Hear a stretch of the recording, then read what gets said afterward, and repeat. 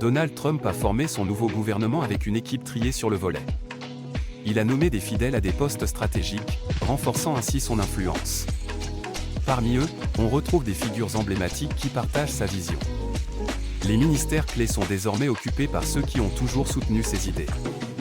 Cette administration se dessine autour de loyauté et de stratégie, promettant de relancer ses projets phares. Les défis sont nombreux, mais avec cette équipe, Trump semble prêt à imposer sa marque. La dynamique de cette nouvelle ère politique s'annonce captivante. Suzy Wild, c'est une figure fascinante de la politique américaine.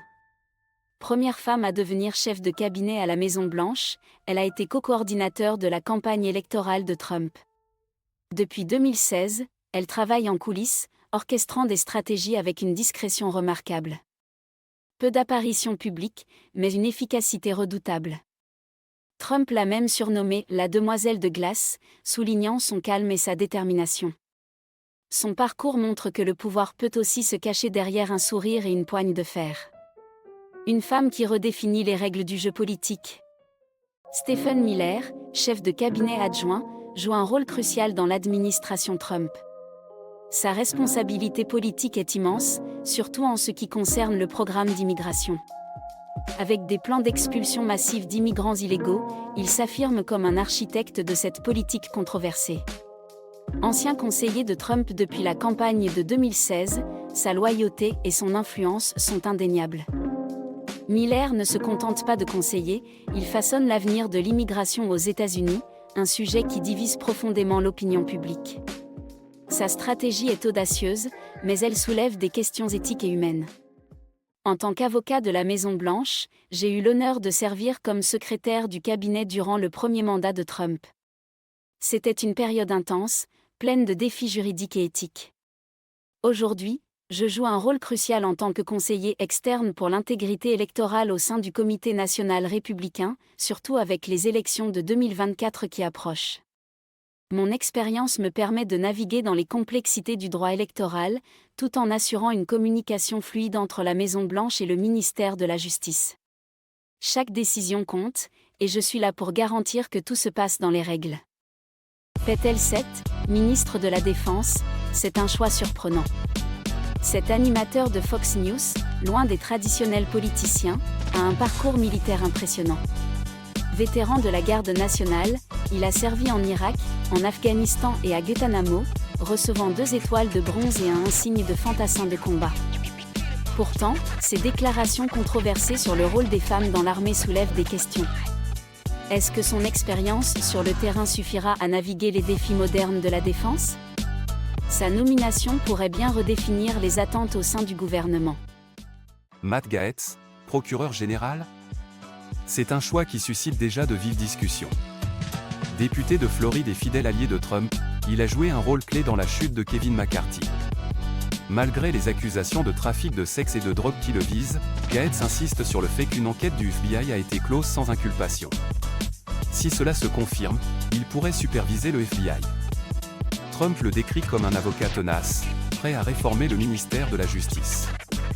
Mettre fin à la militarisation partisane de notre système judiciaire, sécuriser nos frontières et restaurer la confiance des Américains, voilà ses priorités. Un avenir à suivre de près. Kristi Noem, une figure marquante de la politique américaine, incarne un rôle crucial en tant que secrétaire à la sécurité intérieure. Sous l'administration Trump, elle a pris des mesures audacieuses sur l'immigration, promettant des expulsions massives. En tant que première femme gouverneure du Dakota du Sud, elle a même envoyé des soldats de la garde nationale au Texas pour faire face à la crise frontalière. Mais son parcours n'est pas sans controverse. Dans son autobiographie, elle a révélé avoir abattu son chien de chasse, un acte qui a suscité de vives réactions. Noem, fervente chrétienne, continue de naviguer dans un paysage politique complexe, où chaque décision pèse lourd. John Ratcliffe, ancien directeur du renseignement national, a joué un rôle clé sous Trump, supervisant les 18 agences de renseignement. Sa réputation de conservateur acharné et son soutien indéfectible à Trump l'ont souvent placé au cœur des débats. Il a même remis en question l'enquête sur l'ingérence russe lors des élections de 2016, suscitant des controverses. Ratcliffe incarne cette époque où la politique et le renseignement se croisent, illustrant les tensions entre loyauté partisane et vérité. sa carrière soulève des questions cruciales sur la transparence et l'intégrité des institutions américaines. Marco Rubio, s'il est confirmé comme secrétaire d'État, marquera l'histoire en devenant le premier latino à occuper ce poste crucial. Son expérience en tant que conseiller de Trump sur les relations étrangères lui a permis de développer une vision stratégique. Il a été un candidat sérieux à la vice-présidence, mais Trump a finalement choisi J.D. Vance. Imaginez l'impact qu'il pourrait avoir sur la diplomatie américaine, en apportant une perspective unique et diversifiée. Rubio pourrait transformer notre approche des enjeux mondiaux, tout en renforçant les liens avec l'Amérique latine. C'est un tournant potentiel pour la politique étrangère des États-Unis. Tulsi Gabbard, ancienne députée d'Hawaï, a fait un parcours étonnant.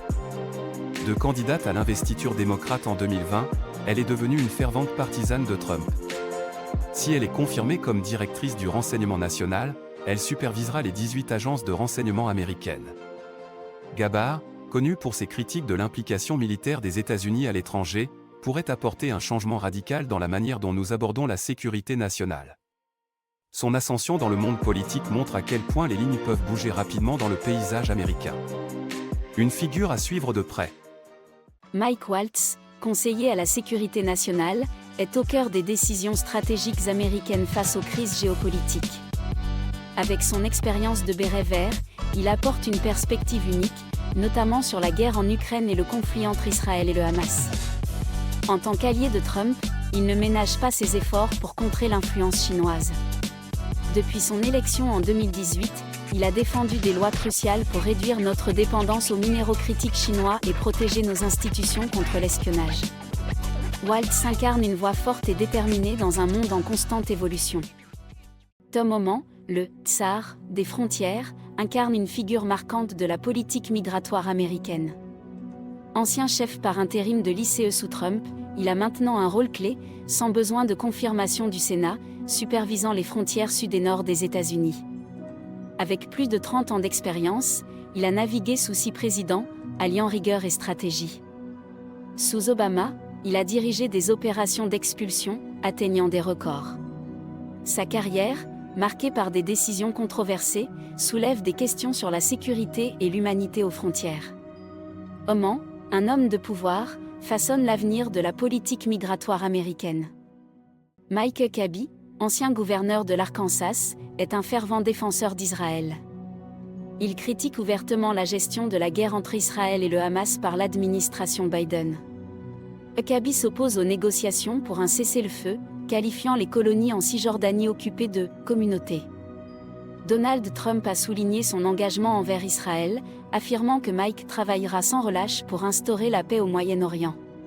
Son expérience en tant que fonctionnaire et chef religieux lui confère une perspective unique sur cette région complexe. Elise Stefanik, ambassadrice à l'ONU, a marqué l'histoire en devenant la plus jeune femme élue au Congrès américain en 2014. En tant que députée républicaine, elle a été une alliée indéfectible de Trump, au point d'être souvent mentionnée comme candidate à la vice-présidence. Sa carrière a débuté en tant que conservatrice modérée, travaillant aux côtés de figures emblématiques comme George W. Bush et Mitt Romney.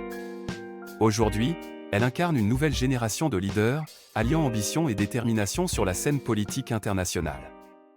Lee Zeldin, nouvellement nommé directeur de l'Agence de protection de l'environnement, incarne un tournant audacieux. Trump le décrit comme un champion de la déréglementation, promettant de libérer le potentiel à la tête du département pour l'efficacité gouvernementale. Mais que signifie vraiment cela pour notre environnement? Trump les a choisis pour démanteler la bureaucratie, ancien représentant de réduire les dépenses et supprimer les réglementations. Son opposition à la législation climatique. Imaginez un monde où l'innovation prime sur la soulève des questions cruciales. Avec concilier croissance économique et protection de notre planète et au même Shiba Inu, les normes environnementales les plus élevées peuvent-elles coexister avec une déréglementation rapide? Musk et Ramaswamy vont-ils vraiment transformer l'administration? Et les enjeux sont plus importants que jamais. Cela pourrait bien être le début d'une nouvelle ère pour le gouvernement américain.